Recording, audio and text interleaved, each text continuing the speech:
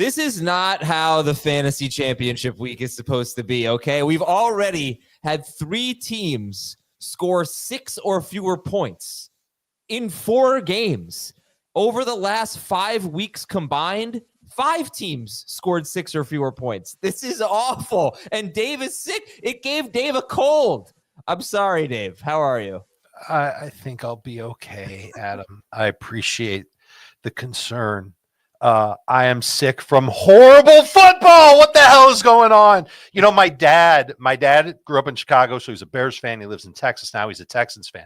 His 2 favorite teams combined for 5 points, 2 of which came from the defense. Oh, man. I think just in the case of the Wednesday games and the Thursday games, this is an example of teams that just they can't get prepared. They can't get their act together on a very short week. It was bad for Baltimore and Kansas City.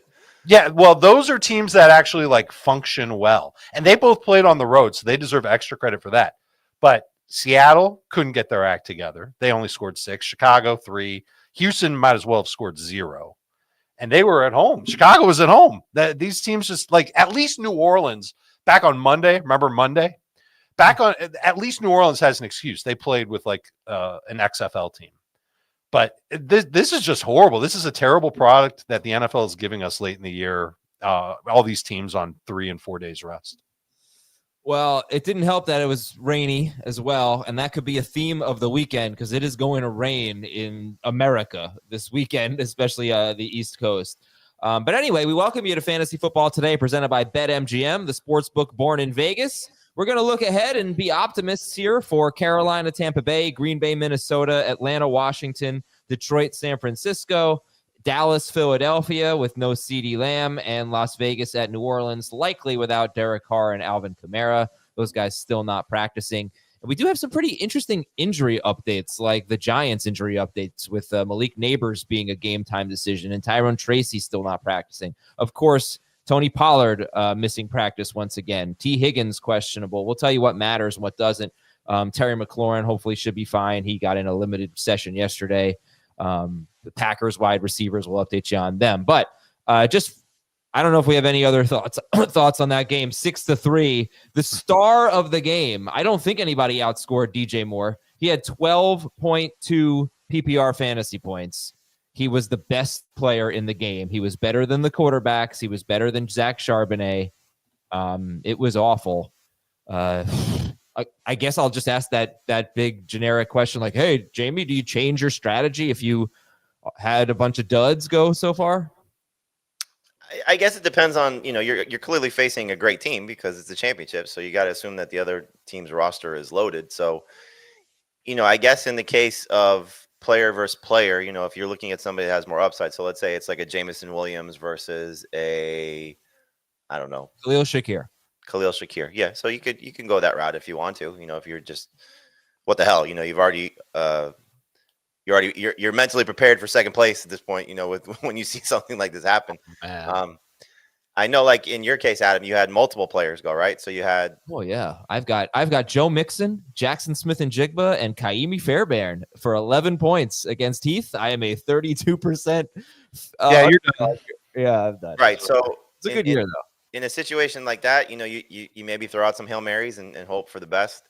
I'm in one league where starting Charbonnet and JSN, screw you guys, and that didn't help. So I'm not going to change anything, so that was the league I mentioned yesterday where I'm, stuck between Malik Neighbors and Drake London, and I'm probably going to pivot to London now because of the things I said I was concerned about London, not 100% healthy. Okay, well, Neighbors not healthy now.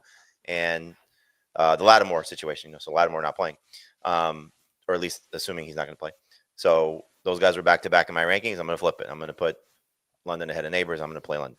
So, that's not necessarily because I'm losing. That's because of, circumstances. So I think if you're quarterbacks, you have 2 on your team, and the one guy, again, I don't want to keep bringing up my teams, but this isn't because of a scoring situation, but having the debate of Baker versus Darnold versus Nix, so if there's somebody you think has more upside on your bench, play the guy you think has more upside at this point, not just, the guy that has the safer floor. Oh, this is a great callback, Dave, to last week's joke. This is Johnny Airport says, this is a ding-dong screw you week. The whole game. Yeah, the whole week so far. Ding-dong screw you. All right. Well, anyway, there are still plenty of decisions to be made and lineups to set and so on and so forth. And we'll help you out on Sunday as well. Sunday morning, 11:30 a.m. Eastern at youtube.com/fantasyfootballtoday, where you can watch all of our programming, youtube.com/fantasyfootballtoday. And our programming is not going anywhere. After week 18, we'll still have 3 episodes per week. We'll be with you throughout the whole year. We're no days off. We're a Belichickian podcast. News and notes. All right. So Anthony Richardson. Didn't Belichick take a whole year off? Not on his own volition.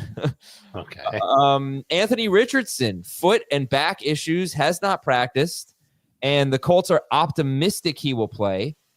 And then you've got, the Flacco effect and what he could be, or at least what he could mean for Downs and Pittman. Dave, what's your read on this situation here? Colts at Giants Sunday. As long as there's optimism that Richardson will play, I'm not worrying about Flacco.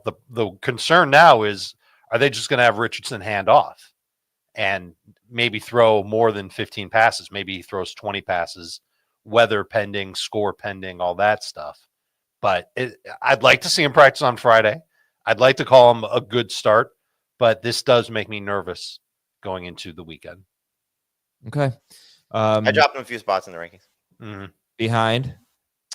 Purdy. Okay. That's Anthony Richardson. Jalen Hurts, it looks all signs are pointing to Kenny Pickett.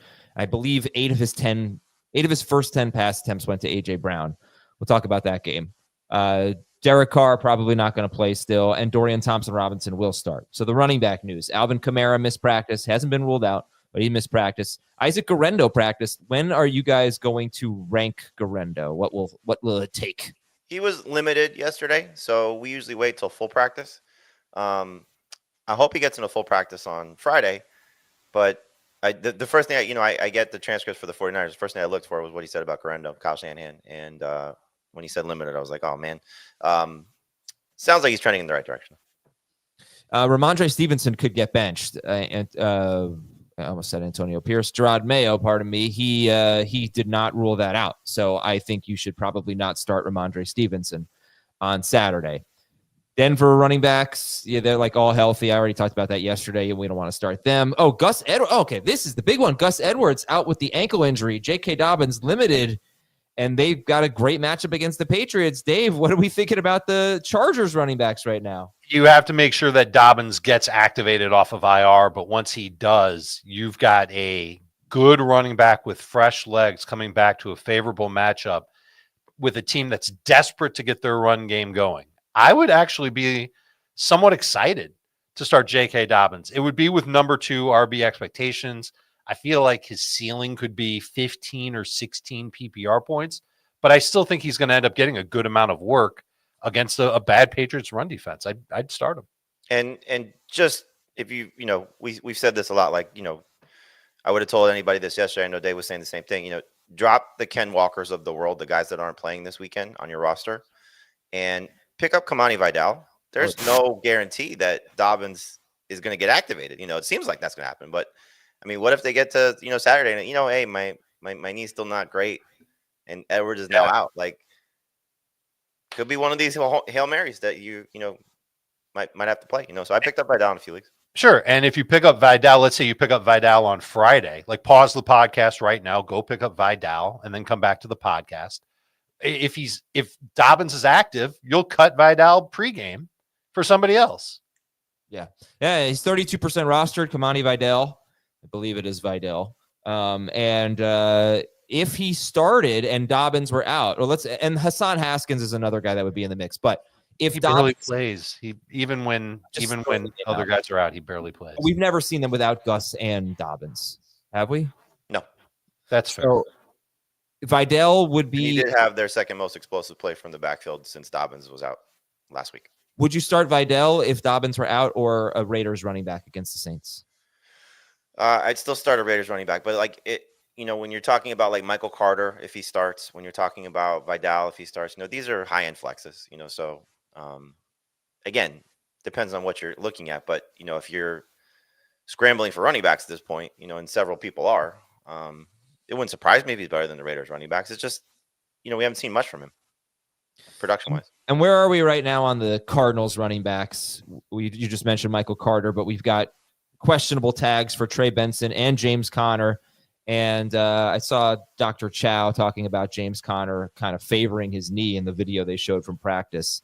Mm-hmm. So how are we feeling about those guys on Saturday against the Rams? They were both limited in practice, so we don't really have a good idea of what the status is for either one. You have one that left the game and one that didn't play last week. So it's going to be up until game time. The nice thing about it is, it's the Saturday game, so you still have the opportunity to make some calls. But if you have, the early games on Saturday, so Dobbins versus these guys, if he plays, I would probably play it safe and go Dobbins unless we get word tomorrow.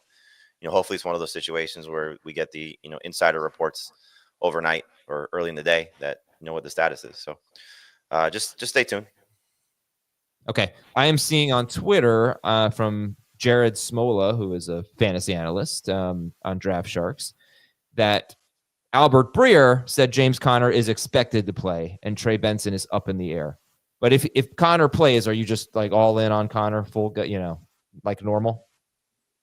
I mean, same thing. I don't know how Dave feels, but for me all week, in that, early teens, so the questionable guys with Breece Hall and, where Joe Mixon was ranked, I'm a little concerned just because very much a lot of issues on the offensive line for the Cardinals right now.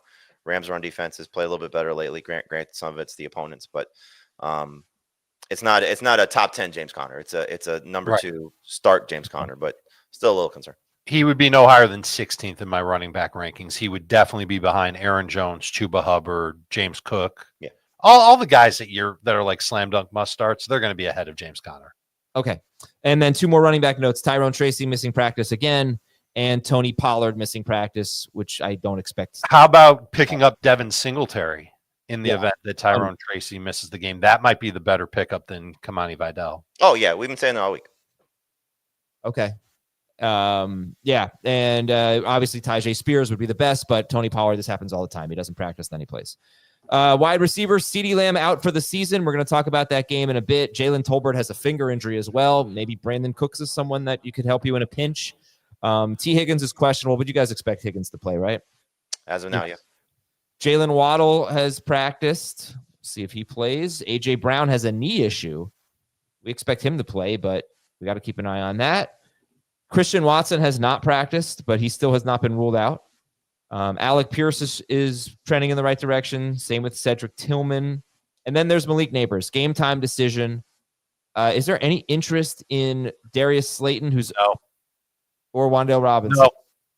No. Okay. If you're the desperate CeeDee Lamb manager, then these are guys you should consider if Neighbors is out. But there are better options. There have to be. We'll get to some today. I mean, you say that, but Slayton is actually a kind of a beast whenever. Earlier this year, he's a beast with a better team around him. I mean, Neighbors hasn't exactly been a beast. He's been good, So I don't know how many people want to trust Darius Slayton. But again, when you're talking about trusting Darius Slayton or trusting Brandon Cooks against the Eagles, that's not far off. I mean, I've been saying since Tuesday, Zacchaeus. It's not like he's a slam dunk. Yeah.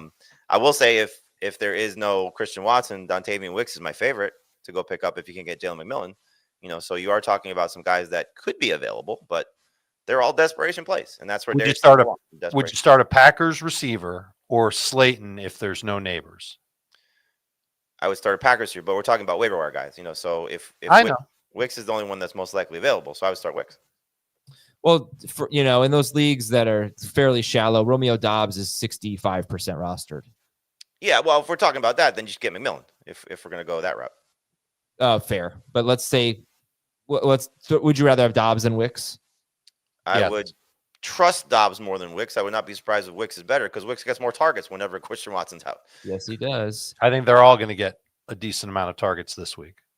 All right, and we've got other wide receiver like Drake London seems like he's going to play. Terry McLaurin got in a limited practice. He should be good.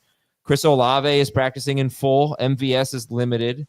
And Devontae Adams has not practiced yet. This one, we do have to keep an eye on this one. Devontae Adams, 2 straight missed practices. Hopefully he can get out there on Friday. Still no David Njoku. Still no Cade Otton. And We got Rams left tackle Rob Havenstein, questionable. And I'm going to end it there. If you have not signed up for BetMGM yet, let's go, man. Let's do it. Use the bonus code FANTASY. You're going to get up to a $1,500 first bet offer on your first wager with BetMGM. So here's how it works. Just download the BetMGM app, sign up using the bonus code FANTASY, deposit at least $10 and place your first wager on any game, and you're going to receive up to $1,500 in bonus bets if your bet loses. It's quite an offer. Just make sure you use the bonus code FANTASY when you sign up. It's one question for each game. 6 games to talk about today. Carolina's at Tampa Bay. All right. Are we going to get another good game from Jalen McMillan? I think so. I mean, I know what you're going to go back to when we talk about this is the last time he had a bad game was against Carolina, and Baker was bad in that game. Cade Otton is still banged up. We don't know if he's going to play or not. And you've just seen Baker get back to being Baker again since McMillan has emerged the last 3 weeks. It's kind of what he was doing when he had a healthy Chris Godwin. He's got 2 guys that he can rely on. Now, the other side of this is they could run all over the Panthers, and the passing game is a little bit, not as explosive. But I do think that this has a chance to be a back and forth game. I mean, the Panthers have done a good job moving the ball lately. Bryce Young has looked like a legitimate NFL quarterback over the last 6 weeks, and hopefully he comes to play and the Panthers offense shows up and we get a hopeful shootout here. So I do like McMillan as in that group of guys, wide receiver 20 to 30, so I would call him in most weeks a number 2 receiver, so number 3 receiver by rankings. I think he's a potential starter across the board. And he's got that upside that you might be looking for if you started somebody who's a dud, or you're going up against Derrick Henry or Lamar Jackson. You need somebody that might be able to catch a 40-yard touchdown. He's got that kind of upside. He's got that Jameson Williams upside. Jalen McMillan has 6 to 7 targets in 3 straight games. There have been 6 wide receivers with 6 to 7 targets against the Panthers this year, and they have ranged anywhere from 2.3 fantasy points to 20.2 and all in the middle, so nothing conclusive there. And I personally would start McMillan over guys like Joe Mixon, Jackson Smith and Jigba, start over Keenan Allen. It's a good call. It's a really good call. Hopefully. Yeah. You know what? I'd start over Nico Collins. Green Bay at Minnesota. I honestly think one of the most difficult questions this week is how to project Green Bay's passing game and what to do with their wide receivers. So we just sort of mentioned it earlier, but Dave, would you start any Packers wide receivers this week against the Vikings? Not with supreme confidence. I do think that there's going to be an uptick in targets for all of the receivers and tight end that play for the Packers. But this is still a team that's going to spread the ball around. And we don't know for sure if anybody's going to even be able to hit that 7-8 target range. Minnesota's been better against slot receivers than outside receivers over their past 5 games. So maybe that helps Dobbs. Maybe that helps Wicks. Maybe that hurts Jaden Reed. But we've seen Reed come through with touchdowns just from cool plays that they designed for him. I do think this has a potential to be a fairly high-scoring game. So these are receivers that I would look at in that flex range. I would rank them Dobbs, Reed, Wicks as of now. None of them are top 24. I don't even know if any of them are top 30. They're not. For me, they're not. But I would be nervous to start any of them as high upside plays. Again, talking about situations where you need to play from behind in fantasy. You're up against somebody who started the Seahawks DST and they got you a ton of points, and you need to catch up. I don't think there's any receiver here that I would go with that hope that they've got huge upside to get you a 20-point game. All right, Atlanta's at Washington. Jamie, rank these 3 players. Drake London, Darnell Mooney, Brian Robinson Jr. Let's say it's half PPR. Half PPR, I'd go London, Robinson, Mooney. Full PPR? London, Mooney, Robinson. I would take that order in half PPR too. I might even take it in non-PPR. I like what I saw from Michael Penix last week, and I think he's going to have to throw more this week. And Mooney was the guy that he had good timing with on downfield routes, a couple of out routes that those two connected on. I'm kind of encouraged by what these Falcons receivers can do with Penix. They honestly should have moved to Kirk Cousins like 3-4 weeks ago, or moved away from Cousins, I should say, 3 or 4 weeks ago. All right, let's go to Detroit at San Francisco. Rank these 3 players. Jameson Williams, Deebo Samuel, and Isaac Guerrero, assuming he plays. Half PPR, I'm assuming. Sure. Yeah. Okay. I will go with Guerrero, Jameson, Debo. I'll go Jameson, Guerrero, Debo. And Dallas at Philadelphia. Can you trust A.J. Brown and or Devontae Smith? Trust is an interesting word when you're talking about Kenny Pickett, who's less than 100%, playing against what has turned out to be a better Dallas defense, as you've noted time and time again, since Micah Parsons has come back. So they are enjoying playing the role of spoiler, and I'm sure they would love to go into Philadelphia and, you know, wreak some havoc there against the backup quarterback. So I'm still starting A.J. Brown. I find it hard to get away. Like what I saw last week was basically what we saw from CeeDee Lamb without Dak Prescott. Got fed, still produced. You could trust that. Yeah. I don't think Kenny Pickett is a complete disaster. He's bad, but he's not a complete disaster. Devontae Smith is a little bit tougher, you know, because you saw 6 for 51, so the catches were there, yards were not, had a huge drop, you know, so how much does that play into the mind of everybody? I doubt it, but you never know. So he'd be the one I'd be more concerned about. Okay. Would you start Devontae Smith or Jameson Williams, Debo Samuel? I would start those guys over him, yeah. I'd start Jamo over Devontae. I wouldn't start Debo over Devontae.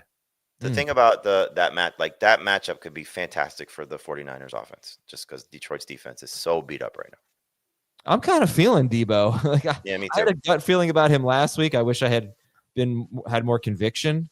Because it was obvious 2 weeks ago, that horrible rain game against the Rams, that they were trying to get Debo involved, and he's got 5 carries in 2 of his last 3 games. Now, Guerrero comes back. I think that might change. Right. That could change the whole tenor of the offense. Like now they're going to have confidence to run the ball. Last week they didn't. That's why there were so many screens and short throws. I don't think they can run the ball, not the same way, you know, and they're going to probably be chasing points here based on how the Detroit offense operates.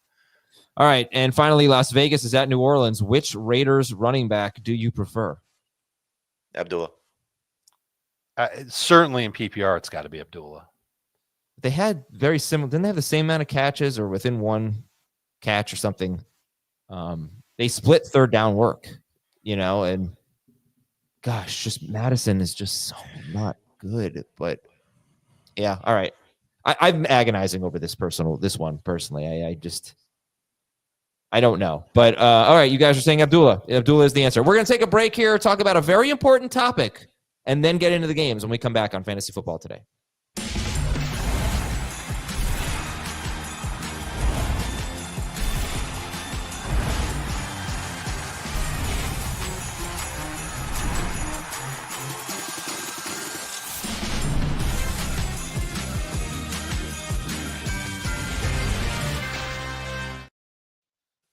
All right, what is that very important topic? It's the weather. Let's talk about the weather here, guys, and how you are approaching it, because it looks like it's going to be a rainy weekend.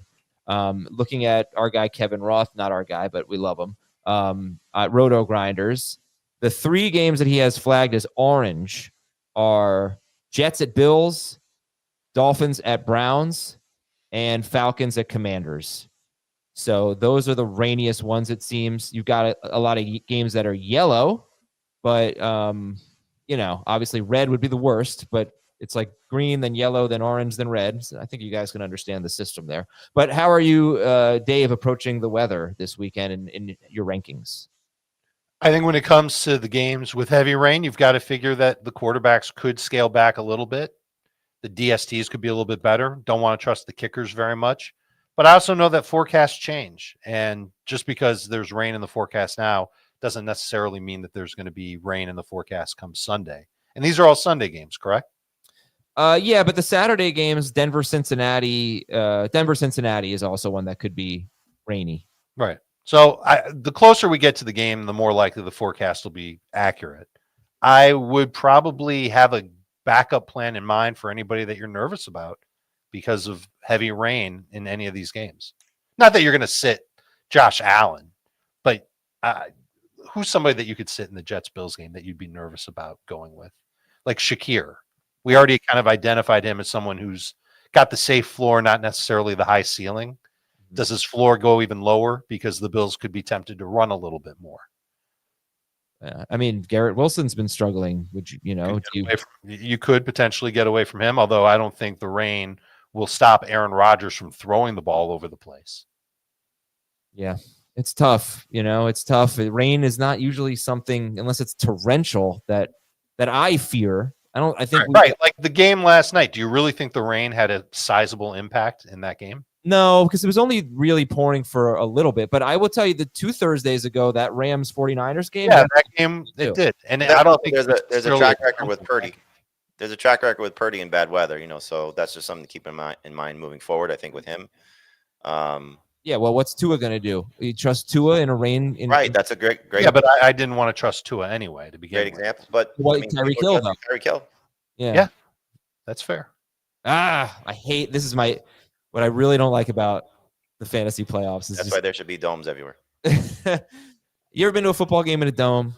Yes. It's so lame. It's just. It should be retractable. It should be retractable roofs for every stadium. Yeah. All right, Carolina's at Tampa Bay. So Jamie's hoping for a nice back and forth game here, thinking it probably will be a nice back and forth game. The Panthers, they scored 23 points in the first meeting. So yeah, we'd like that. We'd like for a lot of offense in this game. But here's a stat for you. So running backs are averaging 3.3 yards per carry against the Bucs in their last 6 games. That is the best in the NFL. They've also seen the fewest running back carries in that stretch. They have had a bye, but only 86 running back carries in their last 6 games, and they've allowed just 2 rushing touchdowns to running backs. They held Christian McCaffrey to 39 rushing yards, Tyrone Tracy to 42. Chuba Hubbard scored 4.3 fantasy points in the first matchup. Rico Dowdle was horrible last week. Anybody fearing Chuba Hubbard off of that huge game last week? So he's right before the group for me I keep talking about, so the mid-teen group. I think you got to hope for his role in the passing game to be good. You got to hope that he can, still get all of the touches, which has generally been the case since Brooks' injury. Brooks was still healthy that time, right? The first match? Yes, he was. So I think that was the game he got hurt, or got hurt the next game. They're in that range. Anyway, he played. I just think at this point in the season, like we said about Mixon, like we say about some of these other guys, you're buying into a workload by comparison necessarily to a questionable matchup. So as much as maybe Jerome Ford's situation, which I don't think is better because the matchup is equally tough, they're very similar to me. They're going to get a lot of work. They're going to hopefully get involved in the passing game. You're taking on a tough defense. You just got to buy into what Chuba Hubbard has been all season. So it's not going to be easy, but he still has the potential to 4 catches and still score at the goal line. He's done well in some tough matchups. I mean, it's not like he's been, oh my God, every bad game, every tough matchup he struggled. That hasn't been the case. So I think he's just a number 2 running back.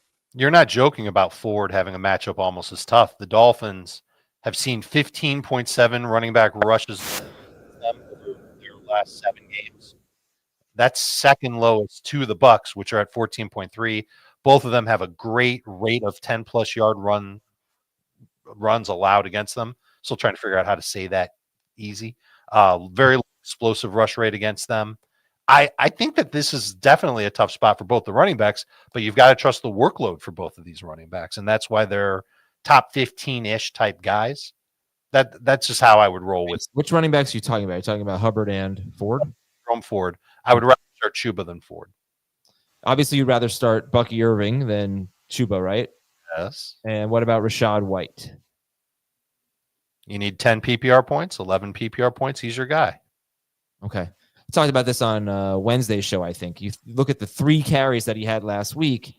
If they're not trailing in this game like they were at Dallas, there's a low floor there for Rashad White. However, he does seem to have a decent game every single time. And by the way, the fumble has been brought up multiple times this week.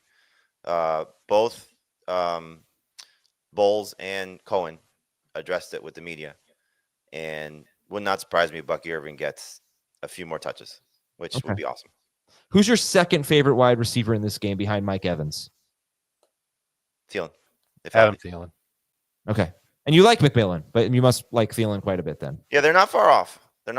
But I think, again, Thielen went nuclear against the Bucs the last time these two teams met. He's been very consistent in his last month. He did have the 10.1 game, which is the somewhat outlier, but he still had 7 targets in that game.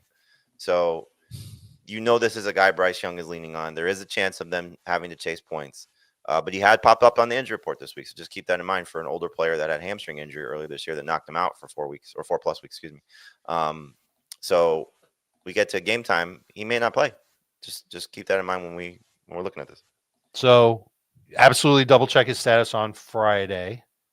I'm looking to see how many targets to receivers Tampa Bay has seen over their last 6 games. It's 123. So about 20 targets per game to wide receivers in those last 6. So remember, they're not seeing a lot of running back runs, but they're seeing a lot of targets to wide receivers. I don't see a game script where Adam Thielen isn't involved. And that's what encourages me to make him like a number 2 wide receiver in full PPR. And Bryce Young, he was our top waiver wire pickup amongst the guys who are widely available, but he's only quarterback 20 basically in the rankings. So I guess the established veterans, the Staffords and the Rodgers of the world, will be ahead of Bryce Young. There's no other wide receiver. We're not going to start like Jalen Coker or anything like that. So we go over to the Bucs. Well, I mean, if Thielen is out, then Coker's got a chance. And look, Coker's come back for the last 2 games after being banged. I think it was shoulder or knee injury, one of the 2. One great game and one dud.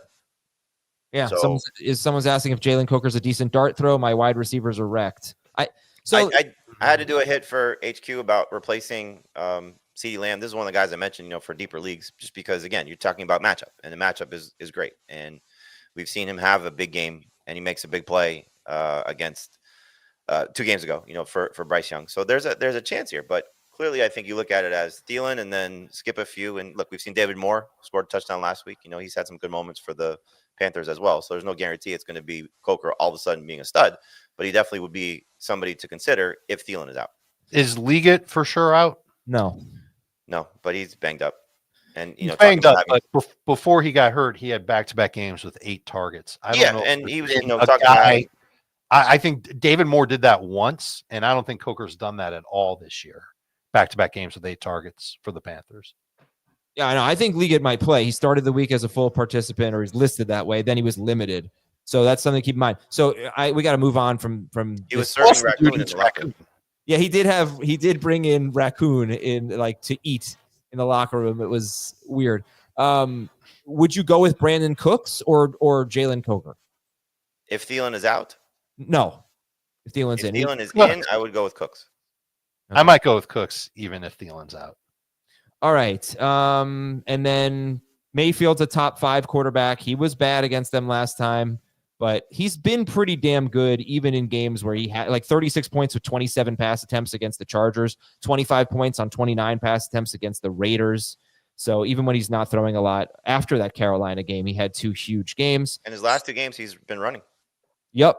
There's that. Start Bucky Irving. Rashad White is, as Dave said, about 11 PPR fantasy points. Start Evans.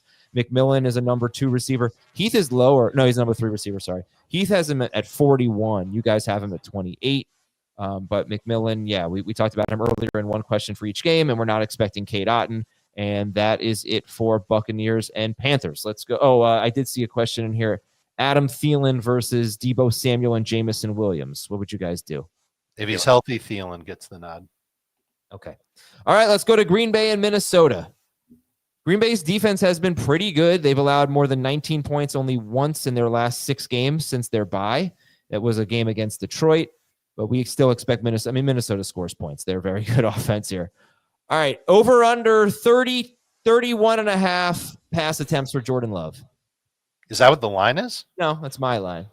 I'll take the over. I'll take the under. If you're taking the over there, that's big. Like that is then Jordan. I'm telling you, I'm hoping for a shootout. You know, I'm hoping that the run defense from Minnesota shows up and Josh Jacobs does his work in the passing game, and that we have to see Jordan Love throw. You know, so the last 6 games in a row, he's been 28 pass attempts or less, and the last time these two teams met, he threw it over 50 times. You know, so granted, it's a different Jordan Love. He was banged up then. He's been, you know, very efficient lately. This offense has been running through Josh Jacobs. It's not easy to do that against the Vikings. So the hope would be is Minnesota comes out, punches them in the mouth, and we get a shootout. And if that's the case, then I think you see all these Packers receiving options, Tucker Kraft included, in play. If not, and the run game is working for the Packers, then we have another week of Can't trust any of these guys, hoping one of them finds the end zone, and it's just a difficult situation across the board. So I'm hopeful that that's what happens for the Packers. I don't have it ranked that way because you have to go based on what the trends have been, but that's what I'm hoping for. I'm hoping that we get these guys in a back and forth. Let's have a high-scoring game in a dome where there's no weather issues and two offenses that have the ability to put up a lot of points. If Green Bay's defense comes to play, that'll obviously hurt Minnesota and keep them from putting up a ton of points on the board. That means that Jordan Love wouldn't have to throw a lot. If the opposite comes true, then yeah, Jordan Love's going to throw a lot. Right now, the line at BetMGM is 32.5, Adam. Saw that. I was just looking at that. That is weird. You were very close, but it's even money. So you have to pay a little bit more juice to take the under. So you got to pay a little bit of a penalty if you want to take the under on that. But there's potential. I'm curious. The game script for the last time these two teams played, Minnesota just did come out and punch them in the mouth. And so that makes me a little bit nervous that the exact same thing won't happen, because usually you don't see the same game script between division rivals when they play the second time. I like Love as like a top 15 quarterback. I'm going to have a hard time putting him into my top 12. This isn't, again, a lot of this is going to happen. This is more hope, so you're looking at a Packers defense. Can you list some of the opponents that they played during this stretch? Yeah, well, they faced the Saints. I mean, geez, they faced the Bears, the 49ers with Brandon Allen, the Dolphins, the Seahawks, and the Saints, and the Lions. The Lions scored 34 points, I think. So I know. Look, the fact that the total for the pass attempts prop is 32.5. All I'm saying is, if Jordan Love really throws 33 or more passes, then I think we're going to have a lot of good fantasy production on our bench, right? Because I know you can't trust it, and it's tough. And I'll give you a discouraging note here, is that Detroit game. They lost 34-31. It was an indoor game. I'm not talking about the rain game in Green Bay. I'm talking about the indoor game in Detroit. They lost 34-31. They only had the ball for like 25 minutes or something, but their pass rate was really low. Even in that game, they just threw 20 times. 20, yeah. And I know 2-0. Right. So that's the discouraging thing. They want to just pound the rock. But that was the game after Jacksonville, right? For who? For Detroit? Yes. No. That was the first. Detroit played Chicago. No. I got this. You're talking about Jordan Love left the Jacksonville game. Then he played Detroit. That was the rain game. It was 4 weeks later. That was the last time he threw over 30 times, too, was that Detroit game. In Green Bay. Right. So, yeah, I mean, it's tough because I'm sure we all have some Packers receivers, and I kind of want to get them in. And if you had to pick one, it would be who? Reed. Dobbs. And if Watson if Watson's out, I would go Reed, Wicks, Dobbs. All right, look, if you are stuck with them, I will just leave you with that optimism that there is a chance that they're going to have a good game. And Tucker Kraft, by the way, in 2 games that Christian Watson missed, with the first game he left super early and then he missed, Tucker Kraft was really good in both games. Mm-hmm. So who would you start, Tucker Kraft or Chigo Okonkwo? Kraft. Kraft and non-PPR for sure. Probably Kraft and half PPR. I mean, Chig just hasn't found the end zone, so that's been Kraft's calling card. So is Harrison Smith practicing because he missed last week? Yes, I think he's gonna play, and Ivan Pace, their linebacker, is gonna play too. Yeah, so that's big. I think they're both practicing in full. So, starter sit Sam Darnold. By the way, sorry, I know you're gonna say start. I was surprised. I did not know the Packers are giving up the fewest fantasy points to quarterbacks. Is that weighted by who they've played? Look at the guys that you listed. Yeah. Yeah, but he beat them up pretty good the first time. He scored 26.5 points. So start Darnold, right? Yep. Okay. I've got him 7th. I have him ahead of Bo Nix, Purdy, Richardson, Love, those guys. And Aaron Jones is at the end of the group where you just start him. I mean, you could have better options, like obviously Zach Charbonnet, but he's before the question marks, right? Aaron Jones. Yep. Right. So he's ahead of Chuba Hubbard, Dobbins, Jerome Ford, Breece Hall. You like Jordan Addison this week? Yep. Sure. All right. Yeah, Jordan Addison, Justin Jefferson are obviously Jefferson's the man. Jordan Addison's a top 16 wide receiver for everyone. So. And I know you were really rooting for Jair Alexander to come back. It was a big point for you. He's not going to play. He's not coming back. TJ Hawkinson is a sit though. Chig over Hawkinson, right? Correct. Yes. Okay. That is correct. All right. And the Minnesota DST is outside the top 12. So to sum it up, The Vikings are pretty easy. You're starting your Vikings. You're starting Josh Jacobs, and then you're starting Kraft. Tucker Kraft is a start, and then Yeah. the receivers you're taking a chance on in Green Bay. It's a great DFS play for the Packers. Great call. Well, Wicks is the one who's the best DFS play. He's probably going to be pretty cheap, but he just never catches the ball. He's such a dropper. He's a big play guy. He's what Christian Watson was to start the year. Yeah.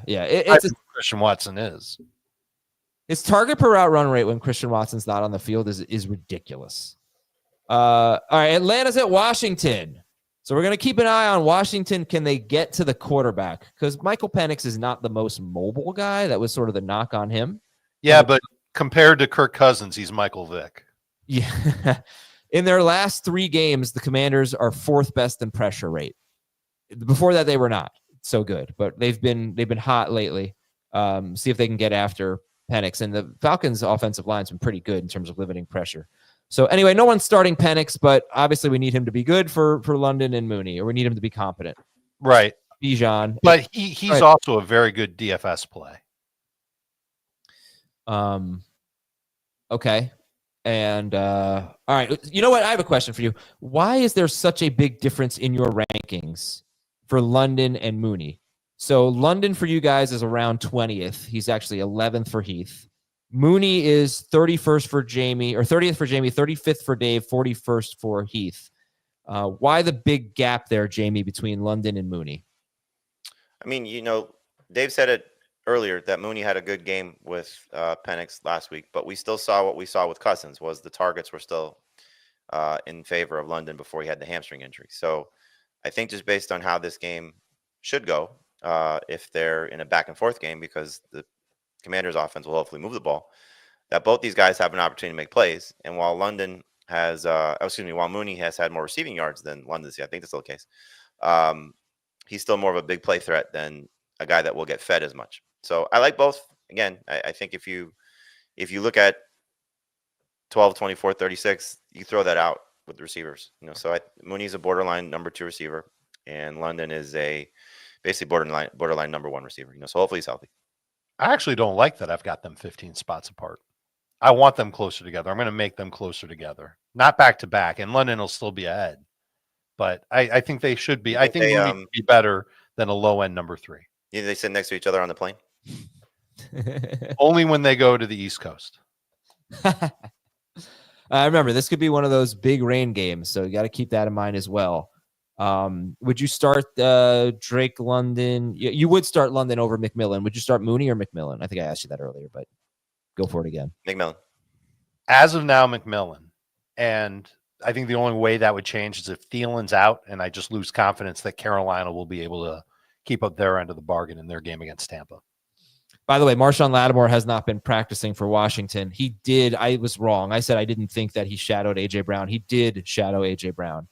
Not very successfully in the first half, and then got better throughout the game. But he mugged him the entire game. It was pass interference, either called or not called. That should have been called. Yeah, it started out really bad for him. At least he was able to recover. Sit Kyle Pitts. Start Jaden Daniels. He's top 5. He's 3rd for Dave and Jamie. Should have a big game. Brian Robinson Jr. is in that question mark group. He's a tough call. Raiders running back or Brian Robinson Jr.? Robinson. So one thing about this matchup, which is interesting, Falcons allow the most receptions to running backs. And what we've seen from Robinson in the last 2 weeks is 3 targets in each game.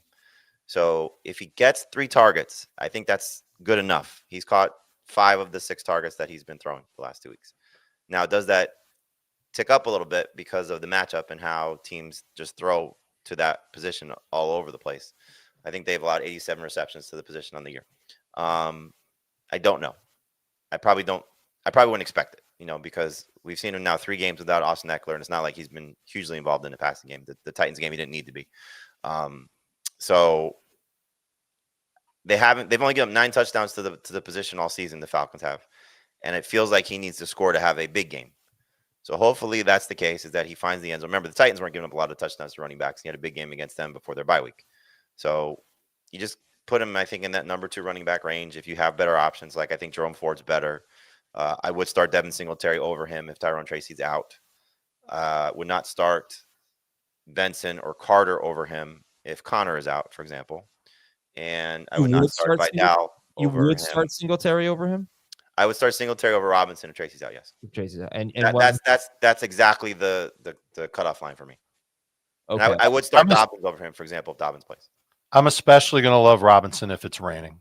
If the weather's bad, this is an easy game for the Commanders to just hand off a little bit more, run behind the hogs on that offensive line, and let Brian Robinson churn against the Falcons. Let me try saying this stat again.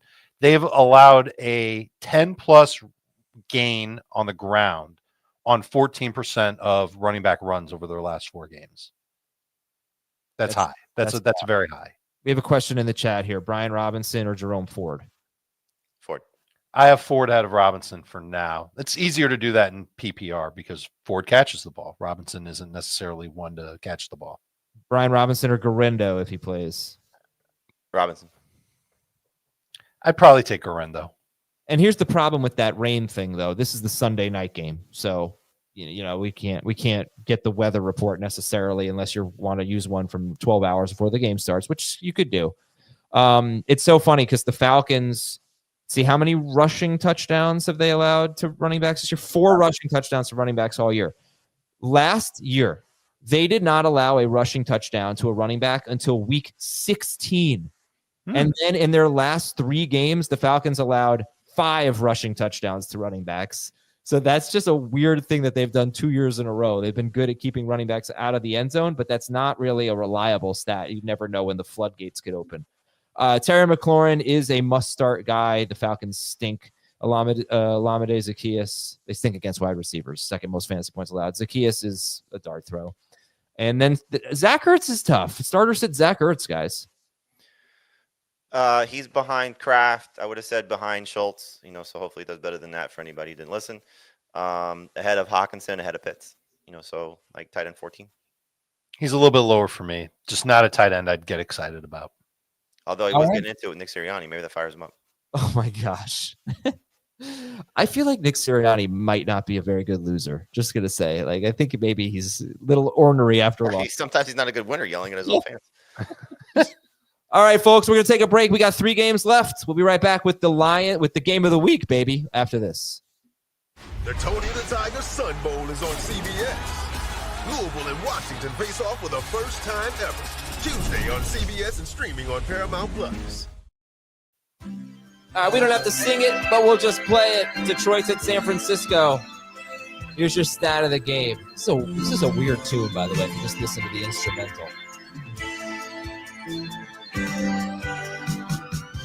I like it. Okay. Anywho, here's your stat of the game. Does any of this matter? The 49ers are top 4 against quarterbacks, wide receivers, and tight ends. The Lions are top 4 against running backs and tight ends. Does that matter? You've been factoring that in? Nope. No. How have they been lately matters more than where they rank on the season. Yeah, they've been fine. They've been good. Let's see, lately the 49 doesn't matter. I'm not gonna okay, Tua scored 14 points, Matthew Stafford scored 17 points, Caleb Williams 17 points. That's the last 3 games. Josh Allen scored 30 points. He had a rushing and receiving touchdown in the snow. Jordan Love, 18 points. Geno Smith, 14 points. Baker Mayfield, 10 points. Dak Prescott, 17 points. Patrick Mahomes, 11 points. Geno Smith, 14 points. This team is really good against quarterbacks, and they give up the 4th fewest fantasy points to quarterbacks. Any concerns about Jared Goff? I just felt like I was doing the Jim Carrey when he gets pulled over in Liar Liar right there. But and speeding. Starters to Jared Goff. Start. Despite all those stats, the way that Goff has played this year gives me the confidence to use him. And it's not just Goff, it's the offensive line and it's the play calling. And it's all come together that has made him a true weapon for the Detroit Lions passing game. They realize as a team they're going to have to outscore everybody. They know that their defense right now is not what it was. And so this is go get the 1 seed if they still can. That matchup next week still looms very large against Minnesota, but they can't afford to not score points at this point. Remember how we would say, okay, how are they going to approach it? Can they play bully ball? Well, they don't have the bully ball running back anymore. Jameer Gibbs is still going to be great, but they don't have the same tandem back there. Sonic and Knuckles are missing, or Knuckles is missing. Excuse me. I hope the 49ers offense shows up. That's the big part of this. So they came out last week and probably a little easier matchup. I think we would all agree. They did whatever they wanted to against the Bears early in the game. The Lions team total, I just know this because one of our touts said take the under with the weather and the situation. The Lions team total was like 28 points last week. They scored 27 in the first quarter. They can score, I think, on almost everybody in the league right now. And as good as the 49ers defense is, still outdoors. There's, rain all weekend. It's not supposed to be bad on Monday, but there's rain all weekend. We could still see an opportunity here for the Lions to be the Lions. So I'm not getting cute and benching Jared Goff. Right. I agree. Hey, we should probably talk about this. Do the Lions have to win this game to stay in the number one, in the race for the number one seed? No, I do. If I understand it correctly, if they lose, they could still beat the Vikings next week and still get the one seed. Right. Vikings can also lose and still beat the Lions next week and get the one seed. So it's almost a meaningless game for both. And I think Campbell was asked about that in the media press conferences this week, and he said he doesn't care. He's still going to play his starters no matter what. He's going up there to win, etc. This is a revenge game for them. I mean, losing San Francisco in the championship game. I don't think it's a meaningless game because Green Bay factors in. I think if Minnesota beats Green Bay, then it's a meaningless game. If Green Bay beats Minnesota, then Green Bay's 11-4 or goes to 12-4. There's no way for Detroit and Minnesota to both have 4 losses, though. Yes, there is. No, they play each other in Week 18. That's true, but it's over for Green Bay. The division's over for Green Bay, but they could still be a higher seed maybe than one of those teams. Fine, but that's okay. Sorry for Detroit and Minnesota. Getting off track here. No, the point is that, yes, it's not a meaningful game for the Lions or the Vikings, but I wouldn't expect them to rest their guys. Okay, so Goff, Darnold, Baker. How do you rank them? Baker, Goff, Darnold. That's the order I have, man. Start Jahmyr Gibbs. Start Amon-Ra St. Brown. We got a question in the chat, and just a tweet I saw Jamie quote tweeting something about this other guy, Jameson Williams or Calvin Ridley. This is a non-PPR question here, but this is an interesting one because Ridley is quite motivated to stick it to his former team. So you guys like Jamo or Calvin Ridley? I would take Jameson because there's more touchdown potential. Agreed. But they're close. They're both like boom bust number 3 receivers. Yep. Yeah, Jameson Williams actually only has 1 end zone target since week 3. That's weird. But he does score touchdowns, and Calvin Ridley doesn't get a lot of red zone or end zone targets either. All right, Sam Laporta. So the 49ers, if I'm going to buy them being great against any position, it's tight end. They are a good defense. Like, let's make no mistake. They are really good against tight ends. They give up the 3rd fewest fantasy points to tight ends. But Tennessee is good against tight ends. Sam Laporta scored 16.8 points. Houston, good against tight ends, 15.6 for Laporta. I'm not certain. Houston ranks high against tight ends. Buffalo ranks high against tight ends. Sam Laporta had 111 yards, 18.1 fantasy points. Start or sit Sam Laporta? Start, unless you have Johnny Smith. Sounds about right. I'm not going to get cute and start Kraft or Okonkwo over Laporta. Okay. There you go. No, Laporta's been hot the last couple of weeks. You keep him up. Feeling good about Purdy? Yeah. Again, I think you look at this defense right now. They don't have a pass rush. Secondary's beat up. The one concern, which is obviously a big one, is that the safeties for the Lions do a great job at defending tight ends. It's why they've been so good against the position. But you're not benching George Kittle, and I don't think that's a reason to run away from Purdy. 3 of the last 4 quarterbacks to take on the Lions have put up at least 26 fantasy points. So now we have Purdy ahead of Anthony Richardson with the injury. Mm-hmm. Not ahead of Goff. He's going to be ahead of Tua. He's going to be ahead of Stafford. He's going to be ahead of Rodgers. But how about where are we on Purdy versus Bo Nix? Nick's ahead of Purdy. If the weather's really terrible in Cincinnati, I'll flip that. All right. Is there anyone I'm forgetting here that's in that range? Purdy or Spencer Rattler? What? Purdy. Okay, we'll just go Purdy over Rattler. It's a joke. All right, Garendo. If he plays, he will be where in your rankings? 21, 22. Might be a little higher than that for me, but it's that range of running backs that you're just not sure of, and it's going to last from 16 to like 22. Number 2 running back for sure. Guarendo's been a little bit more involved in the passing game than the others, other than McCaffrey, but more than Mason, more than Patrick Taylor, for what that's worth. So that's good. And I still don't know how good Detroit's run defense is. They were amazing last week against DeAndre Swift, 9 carries for 20 yards, and they've been great all year, but they're super injured. All right, so Guarendo is like a little bit ahead of Brian Robinson, we said, right? No, I would take Robinson over Guarendo. Oh, sorry. And I would take Guarendo over Robinson. Okay, there we go. Someone's asking in the chat, Deebo Samuel or Brian Robinson in non-PPR? Robinson. I'd take Robinson. In full PPR, Garrett Wilson, Isaac Guarendo, Breece Hall, Rico Dowdle. Hall, Wilson, Guarendo, Dowdle. I'll take Wilson at the top of that list. Okay. And Guarendo or Rashad White? Guarendo. I think We got a good one though there, Guarendo or Tracy versus Singletary, excuse me. And I would take both Giants running backs, whoever starts. Interesting. I don't know if I would. Why not more faith in Guarendo? Because he's been pretty good. Right. He has been pretty good, but his offensive line's a complete disaster. And I do think that he's clearly still limited. So it's not like he's practicing full 100%. So you have still banged up running back, bad offensive line. You said it. We're expecting the Lions defense to fall apart. Well, didn't last week. So looking at what the Giants running back has done against the Colts, I'll take that situation. All right. Deebo Samuel is a number 3 receiver for you guys, like a borderline 3-4, and Juwan Jennings is a little higher than that. He's a 2-3. Okay. Yeah. Like, I don't know. I don't really have any follow-ups. I think we've asked about these guys a lot. I'm going to start Juwan Jennings.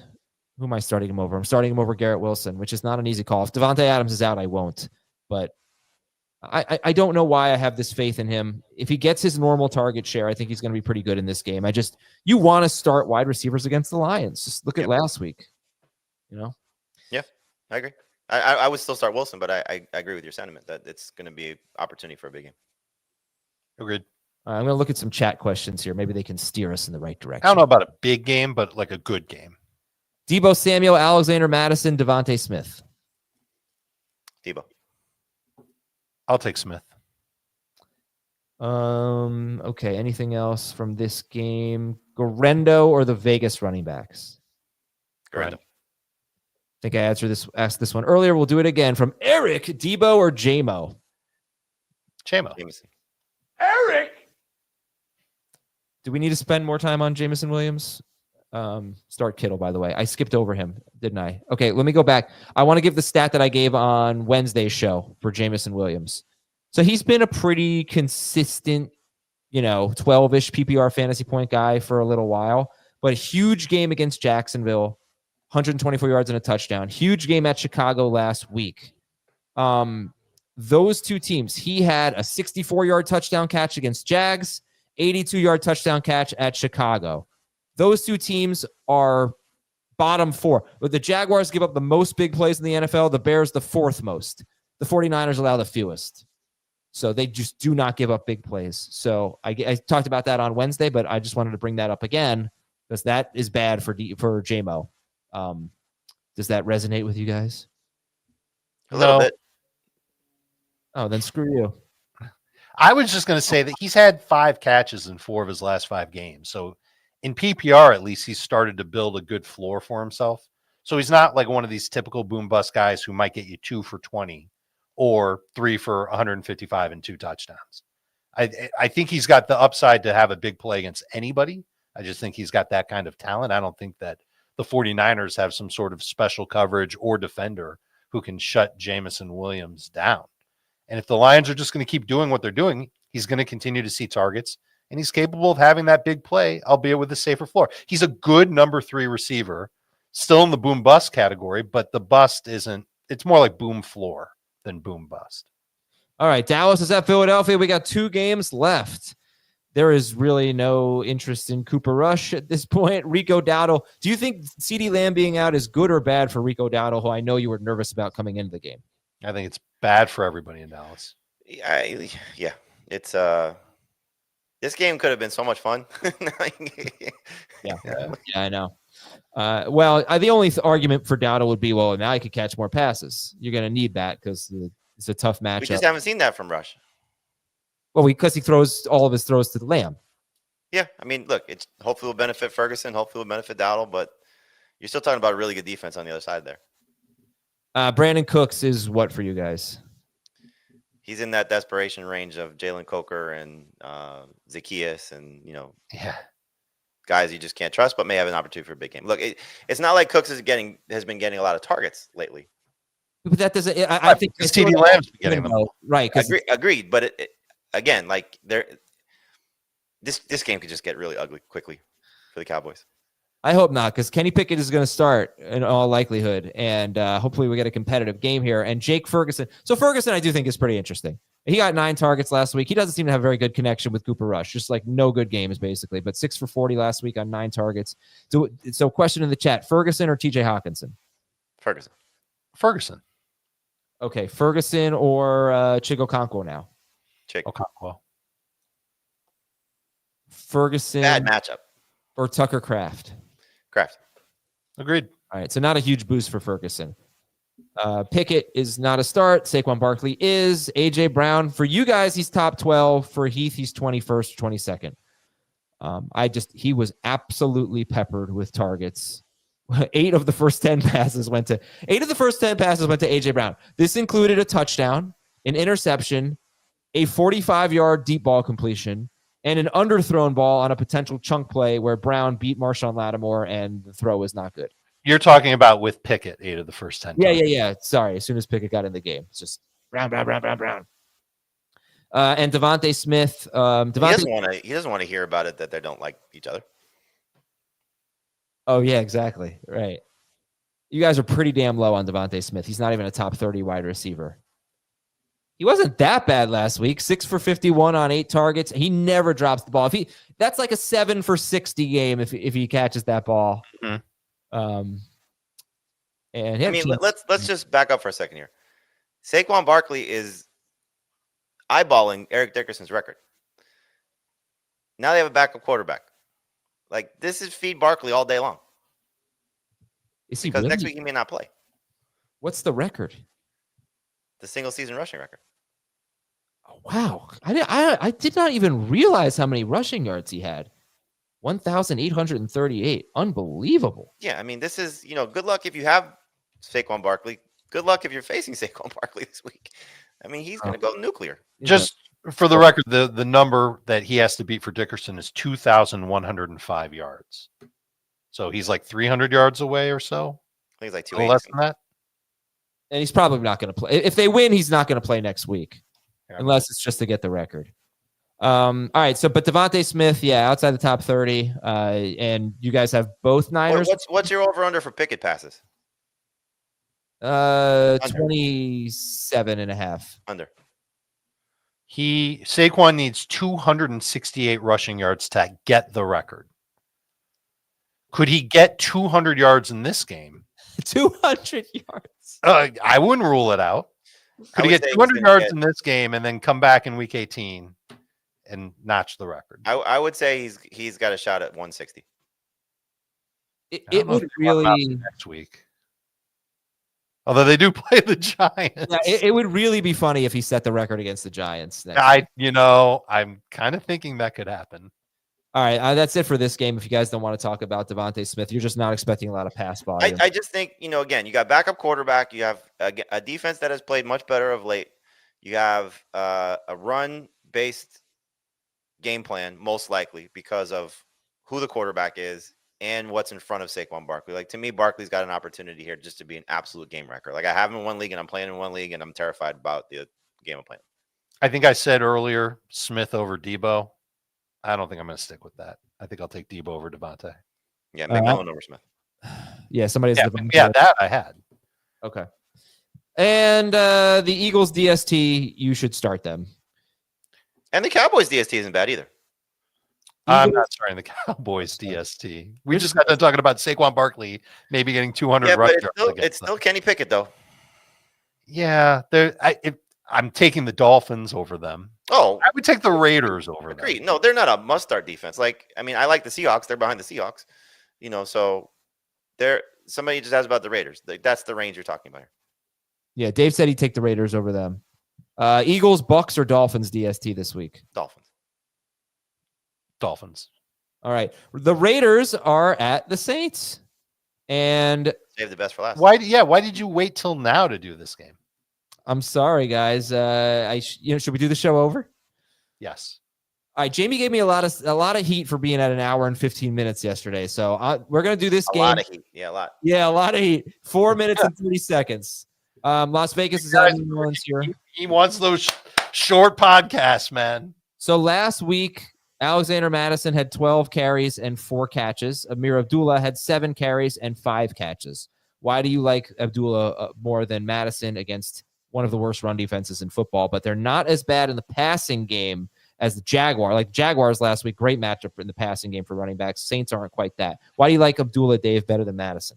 I just think that he's the more explosive player, and they're sharing enough to where I think Abdullah can overcome he can overcome being second in overall touches, being second in snap share, and still be better than Alexander Mattison. I think if Mattison doesn't score, he's a problem.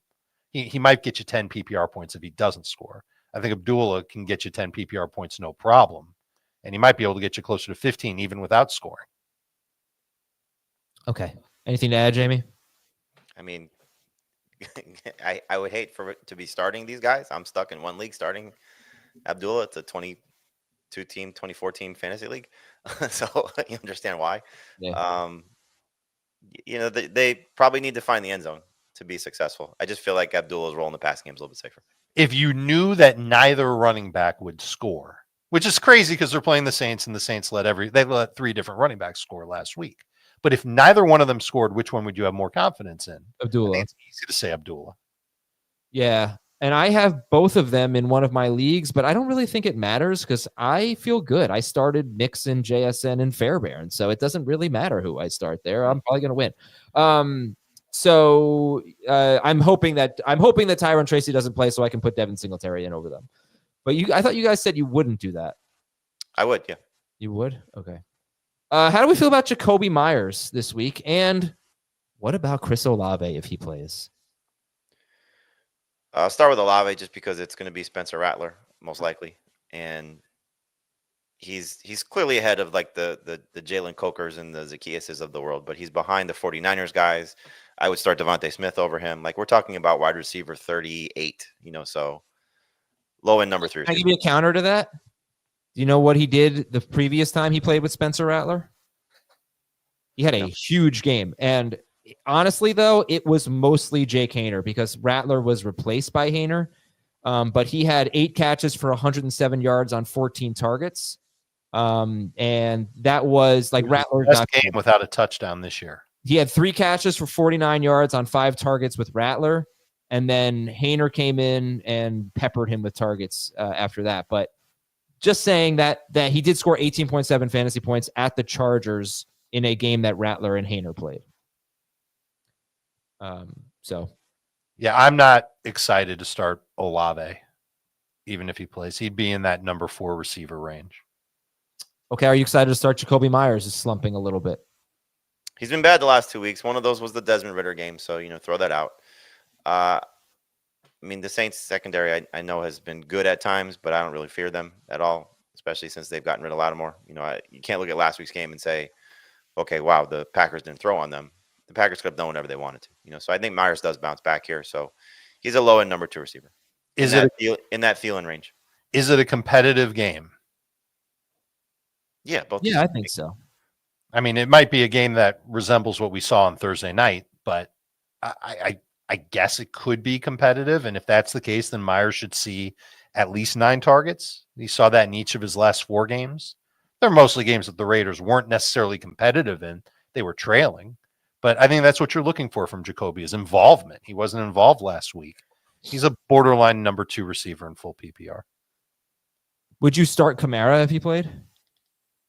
Yes. Yeah, he would be He's like not playing, but yeah. Yeah, he's probably like not. ahead of Connor, behind like James Cook. All right. And don't start Kendra Miller, right? No. I got some chat questions about this game. Aiden O'Connell or Bryce Young? Young. Bryce. Alexander Madison or Brandon Cooks? Madison. I'll start Madison. I was about to say I could be talked into Cooks, but I think you're kind of stuck either way. Go with the touchdown guy, Madison. Madison, Pollard, Dowdle, Cooper Kupp, PPR. Pollard if he plays, Cup if Pollard's out. Yeah, probably. Okay. And that's it then. Okay. Hey, we did it. How about that? One more week. It's what we do every single day. Yeah, but I mean, we did it. Like we got through the season. Season ain't over yet, bud. This season's pretty much over. No. Next week, we'll be talking about, you should start Kenneth Gainwell over this guy. You know, that kind of stuff. Those are fun DFS weeks. They are. Very fun DFS week. Good luck, folks. We will talk to you on the mailbag. Mailbag at 11:30 a.m. Eastern today. You'll hear it on Saturday morning. 15. 11:15 a.m. Eastern today. You'll hear it on Saturday morning for Dave and Jamie and our producer, Claire. Happy holidays, everybody. Have a great weekend. Let's go get a win. Let's win our championship. Talk to you soon.